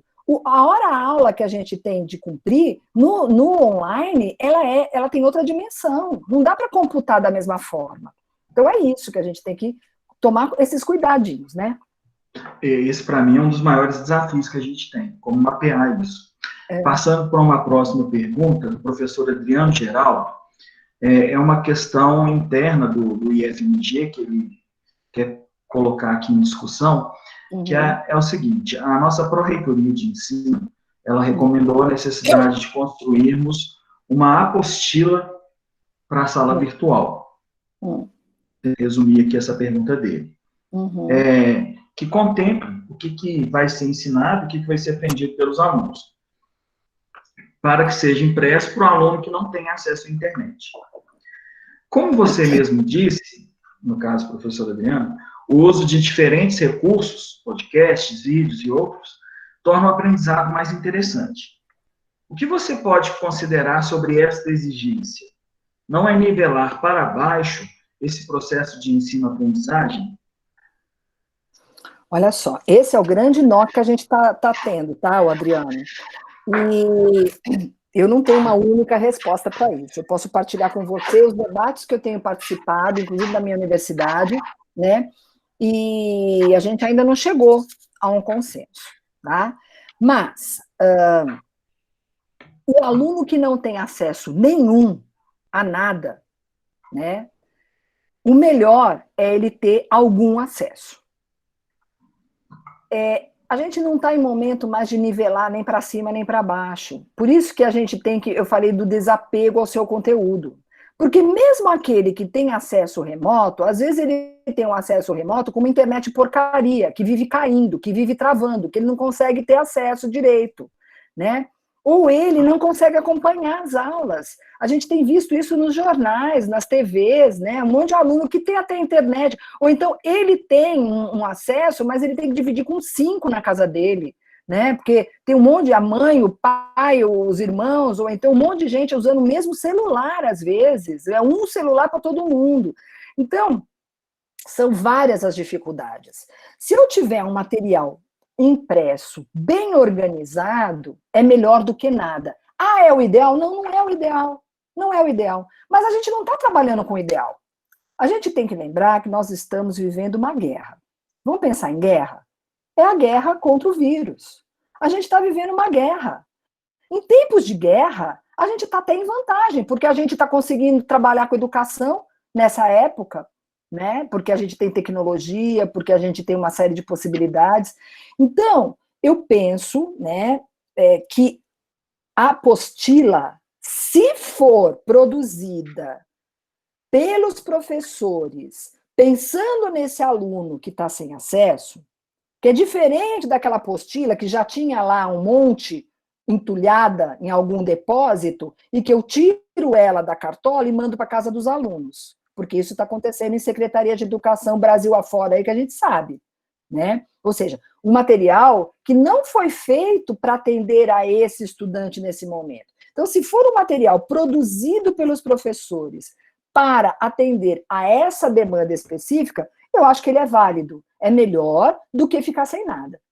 Agora, talvez a gente possa também pensar em outras possibilidades, né? Como eu já falei, é possível a instituição, por exemplo, se abrir para que esse aluno venha até ela e use algum computador da instituição ali isoladinho? Estou pensando alto. Ah, mas ele vai ter que pegar ônibus e ele pode se contaminar, realmente. Então, se é esse o caso, é melhor não. Agora, a instituição tem condições de fazer uma rádio e colocar rádio, não online, porque não adianta nada, se não tem acesso à internet, não adianta colocar rádio online, né? Mas uma rádio, né? Fazer parceria com uma rádio do local, né? Da região, e que por algumas horas vocês possam entrar dando aula, isso está acontecendo em Portugal, né? TV, né? Há uma TV educativa que vocês tenham possibilidade de criar para colocar em algum momento, né? Então, assim, são coisas que a gente também tem que negociar com os nossos governantes, porque a gente, até o momento, na minha opinião, nós ficamos muito reativos, nós ficamos reativos às políticas públicas, tá? Aparecia uma política, a gente reagia, aparecia uma política, a gente reagia. Só que a gente pouco propôs. Eu acho que a gente foi pouquíssimo propositivo. O que a gente tinha que falar? Olha, para atender meu aluno, eu preciso de X computadores, porque eu já fiz o levantamento, eu tenho X alunos sem computador, ou X alunos sem celular. E eu preciso junto com um pacote de dados gratuito, tá, em tal região. Ah, mas mesmo assim eu constato que na região não tem como chegar à internet. Tá bom, então eu preciso que abra possibilidade de eu usar rádio ou TV. Eu vou trabalhar com essas mídias. Rádio e TV é uma coisa que abre muitas possibilidades, principalmente rádio, né? Então, assim, é pensar nessas possibilidades. Ah, não tenho nenhuma dessas possibilidades. Então tá, então eu vou fazer a apostila. Eu vou mandar livros literários para os meus alunos lerem. Vou mandar livros de outros livros técnicos, inclusive, para eles lerem. Eu vou pegar um pouco na biblioteca que eu tenho na instituição e vou distribuir para esses alunos, né? Então, assim, são questões que a gente pode problematizar e trazer. Agora, isso vai criar um desnivelamento, né? Como você falou, vai criar. Porque a pandemia, ela escancarou o que eu falei lá no começo, que a gente tem uma injustiça social imensa, né? E a falta de acesso à internet é uma dessas questões, né? Então, assim, são alternativas que eu acho que a gente está pensando, são válidas porque esse aluno que está lá na casa dele sem nada, né? Ele precisa ser assistido de alguma forma. Então, o que você oferecer para ele é melhor do que nada. Agora, na volta, eu acho que a gente tem que também fazer uma questão em relação ao pós-pandemia. Como é que eu vou dar conta desse aluno que ficou desassistido ou em desigualdade no retorno? Eu vou ter que dar conta dele, né? É isso. Antes de eu passar para a próxima pergunta, eu quero informar que nós temos 2 perguntas ainda e que já são quase 17 horas. Então, nós pedimos desculpas para quem tem algum compromisso às 17 horas, mas também convidamos e reforçamos que permaneçam conosco aqui, que a gente vai passar um pouquinho desse horário, mas eu acho que é válido esse momento. A próxima pergunta, ela já foi em parte respondida na pergunta do professor Adriano. Só que agora o professor Glauco Chaves, ele enfatiza a questão da avaliação individual. Quais seriam os principais métodos de avaliação individual? Tá. Olha só, Glauco. Existem softwares para avaliação individual, né? Se a gente for procurar, a gente tem, inclusive, no próprio presencial, que você controla, né? Existem softwares que já existem softwares que promovem, por exemplo, o controle até pela íris, pelo movimento dos olhos, né, tal, né? Isso é investimento para você fazer. Eu estou pensando numa avaliação daquela clássica, né, mais conservadora, digamos assim, que o aluno não pode colar, tal. Existem softwares que, inclusive, ele cai quando o aluno sai daquela página, né? Então, assim, você faz uma avaliação, se ele tentar sair da página, ele cai. Agora, no ensino remoto, ele pode estar na página, ele pode estar com o celular, vai estar com o livro, ou seja, a gente tem que mudar a nossa concepção de avaliação para trabalhar nesse formato. Você entendeu? Porque se você pensar no controle que você vai ter, né, se a questão é controlar, não há controle. Ele pode estar fazendo avaliação do lado do primo dele, ele pode estar fazendo avaliação do lado do pai, que já é formado, que já sabe, né? Estou pensando nessa questão. Agora, a avaliação individual, ela pode ser feita de várias formas, por vários trabalhos que você ofereça a ele e que depois ele apresente para a turma, né? Então, assim, você pode, na realidade, oferecer a ele uma proposta, né, de um tema a ser investigado e depois ele vai fazer uma apresentação desse tema para a turma. Ou ele vai fazer essa apresentação junto com colegas. E aí você questiona isso. Na hora que você questiona, isso é a grande avaliação. Porque quando o professor questiona ele ao vivo, a cores, ali na frente da câmera, ele vai estar respondendo para você, ou não, né? Então, eu acho que, individualmente, a avaliação, mesmo os trabalhos coletivos, eles acabam tendo uma dimensão de avaliação individual na medida em que você promove esse espaço de debate, esse espaço para que ele se coloque, ele fale, ele argumente. Então, eu acho muito mais válido. Então, você integra o individual com o coletivo e colaborativo. Eu faria dessa forma.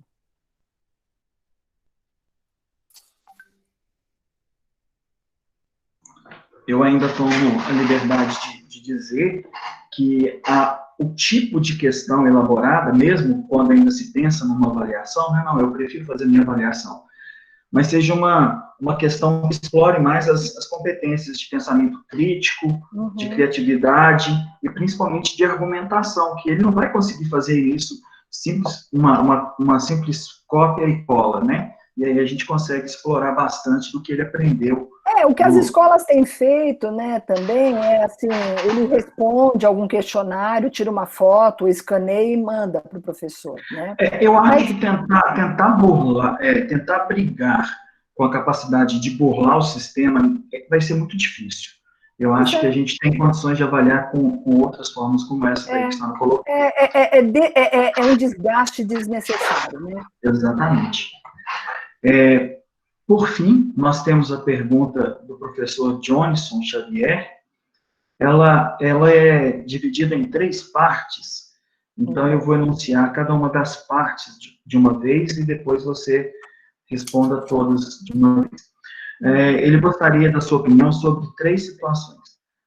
A intensificação do processo de exclusão e discriminação através da adoção do ensino remoto. É o primeiro tópico. Quais são as dificuldades para trabalhar em parceria quando os docentes carregam as velhas noções de hierarquização dos saberes?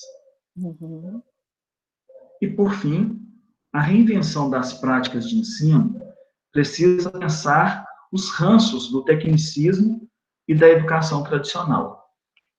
Então, ele quer a sua opinião sobre esses 3 tópicos. Olha só. Eu esqueci o nome dele, desculpa. Johnson Xavier.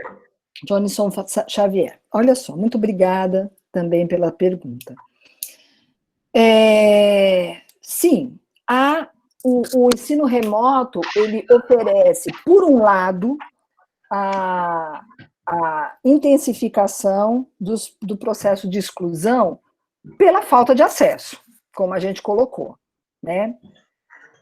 Por isso que a gente tem que criar demandas, a demanda já foi criada, mas criar alternativas, né, e exigir que esse acesso seja resolvido por quem de direito, seja se a instituição tiver esse poder para resolver, que seja a instituição, porque algumas instituições, por exemplo, estão emprestando computadores e equipamentos para os alunos, em nível de empréstimo, né? Outros estão conseguindo comprar, inclusive, né? Existem também governos que estão trabalhando, investindo nisso. Então, aí a gente tem que ver quais são as possibilidades de cada lugar, né? Agora, há uma intensificação do processo de exclusão na medida em que você não tem acesso para todo mundo, tá? Agora, o acesso para todo mundo também, a educação no Brasil, ela não dá acesso para todo mundo, não é? Então, a gente também tem que refletir que esse acesso hoje é de quem já passou por um outro processo, né, para ingressar dentro da instituição, né, para ter acesso à educação, né? E dentro desse acesso à educação, a gente está tendo que reaver o acesso, no caso, ao ensino remoto, né? Agora, sim, há uma intensificação. A questão não é se há ou não há só, é o que a gente faz com isso, né? Se eu trabalho em prol dessa intensificação ou não. Porque, por exemplo, quando eu faço o que algumas universidades, instituições estavam fazendo, não tem acesso para todo mundo, então eu não vou dar nada, eu não vou fazer nada, né? Eu estou colaborando e trabalhando com um desnível social, por quê? Porque tem outras instituições fazendo, né? A questão do Enem, por exemplo, é um prato cheio para a gente debater isso.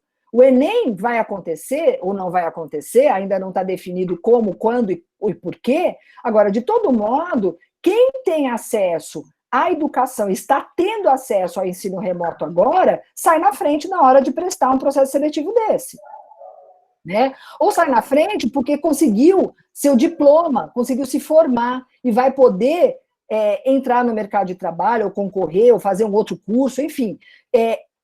essas questões todas estão sendo colocadas para a gente, tá? Então, a gente precisa ver se a gente está trabalhando para intensificar ainda mais ou não, né? Porque quando a gente pensa em soluções para os problemas, eu acho que a gente está exatamente indo na contramão dessa intensificação. Agora, quando eu falo, eu não vou fazer nada, ou me nego a trabalhar, porque o governo ou a instituição tem que dar acesso para todo mundo, não acho que está errado dar acesso para todo mundo. Só que eu acho que, assim, se a gente para de fazer alguma coisa, a gente também, de alguma forma, está trabalhando para a desigualdade ser acentuada. Não sei se eu me fiz clara nesse sentido. A segunda questão, eu tentei pegar Eu posso repetir. Quais são as dificuldades para trabalhar em parceria quando os docentes carregam as velhas noções de hierarquização dos saberes? Então, eu costumo dizer que, assim, aquela questão da abertura que eu já coloquei, né? A gente vai ter docentes mais resistentes, vamos ter docentes mais abertos, né? A gente espera que esses docentes mais resistentes, eles se sensibilizem com a necessidade que esses estudantes estão tendo de um contato, né? E não só um contato com o meu conteúdo, mas um contato com o professor.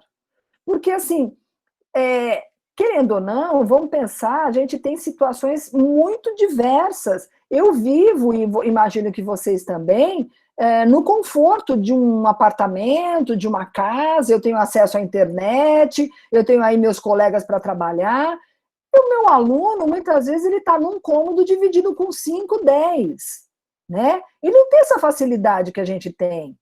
Então, assim, quando eu resisto por N questões e eu tiro dele essa oportunidade de diálogo comigo, não é só em relação ao acesso ao conhecimento que eu produzi e que eu tenho para partilhar com ele, mas em relação à relação interpessoal, né? Que nesse momento é fundamental. Quantos de nós precisamos de um contato desse para romper ou quebrar tantas dores que estamos vivendo, né? Que esse estudante está vivendo. Então, eu acho que a sensibilidade ou a sensibilização é a melhor coisa que pode existir.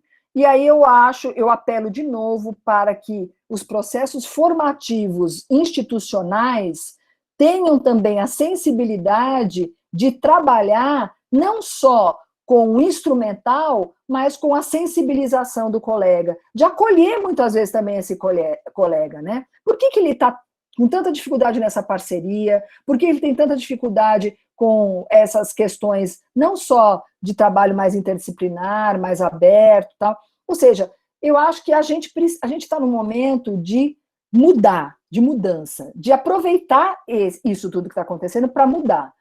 E se a gente não fizer isso, o ônus vai ser todo nosso, né? Então, assim, eu acho que a melhor forma é trabalhar a formação docente para esses colegas. Agora, como você vai trabalhar a formação docente, que é a questão. Porque se você colocar a coisa também muito de cima para baixo, muito impositiva, sem tentar ouvi-lo e sensibilizá-lo, né? Ou seja, se você não for sensível, e aí eu tenho um conceito que eu gosto muito, que é a linguagem emocional, ou seja, eu perceber que eu afeto o outro com a minha fala, eu afeto o outro com a minha atitude, ou seja, a minha linguagem e a minha emoção afeta o outro. Se eu souber usar isso ao meu favor, no processo formativo, eu consigo ajudar o outro a se transformar. Mas eu não faço milagre, né? Eu também não posso achar que eu posso fazer um monte de coisa e que todo mundo vai mudar. As pessoas têm seu tempo, aquela coisa do cairológico que eu falei. O professor também tem seu tempo, né? E o terceiro ponto, que é a reinvenção. O terceiro ponto são a reinvenção das práticas de ensino. Precisa pensar os ranços do tecnicismo e da educação tradicional? Sim, claro que sim. Até porque o tecnicismo, ele vem favorecer o que a gente já tem no presencial. Assim, entenda bem o que eu vou dizer agora. Claro que quando eu estou numa pandemia, quando eu estou numa situação como essa, eu viro e falo para você, me ajuda, como é que eu devo fazer? E se você me dá um como, eu fico feliz da vida, porque você resolveu o meu problema, né? Só que muitas vezes esse como, né, ele não consegue me tirar do lugar que eu estou, que é tecnicista e instrumental e tradicional, né? Então, crescer, mudar, dói. Não é fácil. É aquilo que o colega perguntou da zona de conforto. É sair da zona de conforto, né? Por exemplo, vou dar um exemplo que está acontecendo comigo. Eu estou num grupo lá na Unirio, pensando formação dos colegas, dos professores nossos lá. Nós vamos fazer um piloto primeiro no nosso departamento, para depois tentar expandir para o outro departamento e para a universidade, né? Aí uma colega virou e falou assim, então vamos fazer o seguinte, a gente coloca lá como que faz um podcast, como é que faz um vídeo, uma videoaula, um vídeo usando o vídeo aparecendo com PowerPoint, tararara, e eu acho que eles vão amar, porque eles vão poder fazer a aula deles dessa forma. Aí eu e um outro colega questionamos o seguinte, ensinar a fazer podcast, ensinar a fazer videoaula com PowerPoint é muito bacana. Só que falar para ele que ele pode pegar aquela mesma aulinha que ele tinha lá no presencial e fazer a transposição para o online usando esses recursos. Ele não precisa mudar nada, né? E se aquela aulinha dele, que era aquela cuspe-giz, né, já tinha algumas questões a serem mudadas, que a gente sabia, muitas vezes, que precisava ser mudada, né? Ela acaba aparecendo de uma forma mais forte agora, no online, né? Por que eu quero que vocês me entendam bem? Porque tem aulas, e cada aula é uma aula. Por exemplo, nós temos professores que são contadores de história. Esses professores, eles são fantásticos, maravilhosos. Eles sabem contar história como ninguém. Eu não sei contar história como eles. Eles, às vezes, podem segurar uma aula de 40 minutos contando história. E os alunos ficarem vidrados, porque ele tem o dom de contar história. Ele é maravilhoso contando história, tá? Agora, tem outros que ficam 40 minutos achando que sabem contar história e dão sono. E o aluno não consegue assistir nem no presencial físico, muito menos no online, né? Então, por isso que não dá para a gente fechar a questão e falar como fazer, porque cada um é um. Você tem um tom de voz, você tem uma forma de gesticular, você tem uma forma de contar piada ou não contar piada, mas de fazer careta, né? Então, assim, é buscar, dentro das suas possibilidades, né, formas de mudança. E essas formas de mudança, para mim, hoje, elas ficam muito mais acessíveis quando eu tenho um colega junto comigo para me ajudar a mudar, e uma gestão que eu confio e que eu admiro, que me fale, olha, e se você fizer assim? Que consiga identificar em cada professor a sua qualidade, e que isso seja enaltecido. Porque todo professor tem uma qualidade, às vezes nem ele sabe. Mas às vezes o gestor vem e fala assim, cara, você já percebeu como você faz bem isso? Você podia ensinar para o fulano. Quando você faz isso, você já valorizou o professor, você já mostrou para ele que ele tem uma coisa muito importante que ninguém tem, né, ou que poucos têm, tá? E você oferece a ele a possibilidade de romper com esse tecnicismo, com esse tradicional e etc., que nem ele mesmo sabia. Então, eu acho que o trabalho da formação, nesse momento, é importantíssimo. Se eu der uma formação instrumental, ele vai continuar a mesma coisa, fazendo o tecnicista instrumental. Se eu der uma formação que rompa com isso, então, lá na Unirio, a gente está tentando, não sei como vai ser, porque não começamos ainda. Estamos tentando no desenho de baixo. Tentando fazer um metacurso, que os professores consigam experienciar algo que eles nunca vivenciaram. Aí é um desafio, porque eu nunca fiz isso também, não. Eu sei o que deve ser feito, agora o fazer é outro, é um desafio para mim também. Então, espero que a gente consiga. Agora, o que a gente conseguir lá também vai ser diferente do que vocês vão conseguir aqui, porque são outros professores, outra instituição, né, outro curso. Então é isso. Eu acho que a gente tentar... por isso que eu acho que o arriscar, ousar, é o que vai nos favorecer nesse momento. Ninguém vai depois virar e falar assim, tá vendo? Eu falei que não era para fazer. Não, eu falei que era para fazer. nós fizemos. E deu um monte de coisa certa e um monte de coisa que não foi legal. Por quê? Porque a pandemia não é legal. A pandemia é um horror. Eu estou o tempo todo acordando, pensando se eu vou ficar doente, se eu vou morrer. Ou se alguém do meu lado, da minha família, vai morrer. É isso, gente, é lidar com a morte de um lugar horrível. Isso a gente não pode também descartar. Então, acho que é ser solidário, é ser generoso, é abrir espaço para o colega falar, olha, eu não estou legal, eu estou com medo de fazer isso, não sei fazer. E pronto. Eu acho que eu penso nessa direção. Excelente reflexão. Eu acho que respondeu muito além do que foi perguntado aqui.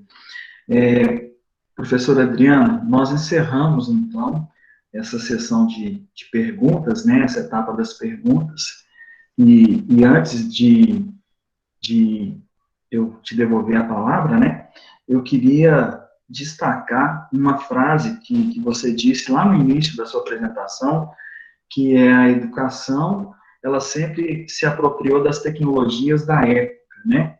E a gente, na verdade, a gente está um pouco atrasado, né, com relação a essa apropriação das tecnologias da época, enquanto que o nosso aluno, ele não está, né? Ele já se apropriou, e aí eu faço uma ressalva aqui, para o sentido denotativo da palavra tecnologia, o sentido amplo, que é qualquer artefato, técnica que nos expande possibilidades. Então, até a forma de falar, o conteúdo, o tamanho da mensagem é curto para essa nova geração. E nós ainda estamos naquele modelo, como você destacou, de eu querer passar um textão. Não é assim. E isso é uma tecnologia, isso é uma evolução de tecnologia, né? Então, esse é um grande desafio que nós temos para esse momento, que nós não estamos na mesma sintonia que eles. Uma outra questão que eu acho interessante ponderar também é que esse momento exige de nós uma palavra muito importante, empatia. Empatia para os nossos alunos, para com os nossos alunos, família, e empatia para com os nossos colegas, né? Então, se nós temos condições de auxiliá-los em algo, eles também podem ter condições de nos auxiliar em alguma prática pedagógica que nós desconheçamos. É o momento de estarmos todos olhando com o olhar do outro aquela situação. Então, se nós conseguimos fazer isso, e se nós conseguimos nos aproximar da realidade dos nossos alunos, eu acho que os obstáculos vão ser bem diminuídos, né? Então, eu agradeço a oportunidade de ouvir suas sábias palavras, né? Devolvo a palavra para que você faça o seu encerramento e, em seguida, a professora Luciana vai fechar o nosso café acadêmico. A todos que participaram aqui, os parabéns pela qualidade das perguntas, a postura no chat durante toda a fala, todo o evento, né? E que venham os novos desafios e as novas ajudas mútuas. Professora Adriana. Olha, eu quero agradecer muitíssimo essa oportunidade, né? Essa presença de tantos colegas, né? Assim, e dizer que é isso, a gente está junto nisso, né? A gente, mais do que nunca, tem que entender que a gente não precisa estar sozinho, né? As equipes, seja por curso, seja por área, seja por afinidade, porque eu, né, me sinto mais próxima de uma colega ou de um colega, tenho mais intimidade, aproveitar ao máximo isso para fazer junto, né? Então, essa coisa da empatia que você fala, né, que ela seja um diferencial nas relações que a gente tem hoje, né? Eu só queria acrescentar uma coisa quando você fala sobre as tecnologias, o Gabriel, que a gente tem que lembrar que, assim, as tecnologias que a gente tem hoje, frutos dessa cultura digital, elas modificaram formas de pensar e de nos relacionarmos, tanto com conhecimento como entre nós, né? Então, é diferente de outras tecnologias anteriores, né? porque a forma como eu penso hoje, como eu me relaciono hoje, como eu crio essa cultura, eu tenho eu normalizo, né, algumas coisas. Ontem eu estava no grupo de pesquisa conversando sobre a questão do que está acontecendo, né, com essas estátuas, né, que estão sendo quebradas, né, em vários lugares do mundo, por questão de ditadores, enfim, a gente estava conversando sobre isso, né, e o quanto que isso muda a nossa percepção, né, o que aconteceu, por exemplo, com o George Floyd, a gente, até que ponto a gente normalizou aquilo, né, assim, uma agressão daquela que você vê na hora do jornal comendo, né, e aquele cara sendo morto ali ao vivo e a cores, praticamente, né? Então, assim, essas mídias e tecnologias que a gente hoje tem, elas mudaram as nossas formas de pensar e de nos relacionarmos entre nós e com o conhecimento. E isso não pode simplesmente ser ignorado, né? Então, assim, nós somos outras pessoas. A Adriana, que existia antes da internet, é diferente da Adriana que hoje está falando com vocês. Eu tive que criar uma dimensão de mim mesma virtual, né? Que, claro, é real, né? Mas que é diferente daquela outra, né? Eu tive que me refazer, me reinventar, né? Então, assim, eu espero que essa seja uma primeira conversa, me coloco muito à disposição de vocês, não só para responder questões, mas para a gente também tensionar, porque tem coisas que eu também não sei, que eu preciso de interlocução, né? Eu acho que a gente precisa, nem tudo a gente tem resposta. A gente tem hoje muitas perguntas. E quando a gente sabe que as perguntas nossas também são do outro, isso nos coloca numa situação um pouco mais confortável, porque aí a gente fala, tá bom, então vamos tentar resolver da melhor forma junto. O que a gente tem que entender é que todo mundo aqui está tentando acertar, de uma forma ou de outra. Ninguém está sacaneando, ninguém está fazendo as coisas para errar ou para dificultar. Está todo mundo tentando acertar. Por menos que eu concorde, às vezes, com alguma prática, alguma proposta de um colega ou de uma gestão, a gente tem que tentar entender que está se tentando acertar, né? Com exceção, claro, do governo atual, que isso, assim, eu não estou falando deles, óbvio. Mas, assim, nós, professores, estamos tentando acertar, nós estamos tentando fazer o melhor possível. Então, eu quero agradecer muitíssimo essa oportunidade de diálogo e, mais uma vez, me oferecer para que a gente possa dialogar em outros espaços. Luciana, um grande beijo, você está linda, muito obrigada, né? Gabriel, obrigada por conhecê-lo, obrigada aos colegas todos que estão aqui, apesar do avançar da hora, né? E pelo trabalho tão minucioso que você fez e me mandou ali das demandas do grupo de professores, tá? E, enfim, obrigada. É só isso que eu tenho a falar. Olha, o bom é que está gravado, que você pode voltar, porque a sua agenda não é nada fácil, tá? Não, Adriana, não não sei nem como te agradecer, foi Imagina, muito querida. proveitoso para todos nós. A gente está vendo aqui, estou acompanhando o WhatsApp, o chat, e assim, é só gratidão você ter contribuído conosco, ter compartilhado um pouco do seu amplo conhecimento conosco. Agradeço a presença de todos mais uma vez, inclusive aí professora Cássia, do Campus Ponte Nova, que já esteve em Bambuí com a gente. Professora Anelisa estava aí também, a diretora de ensino de Ouro Preto, e toda a comunidade aí de Bambuí. Só gratidão, professor Gabriel, que fez aí uma mediação brilhante também. Então, queremos agradecer a todos. Vamos disponibilizar depois a gravação no YouTube, né? E em breve aí a gente marca um próximo encontro com a Adriana. Então, um abraço a todo mundo. Gente, todo mundo se sorte, cuide, se né? vocês precisarem, estou aí. Tchau. Abraço, Obrigada. pessoal. Abraço, até mais. Obrigadíssima. Tchau, tchau.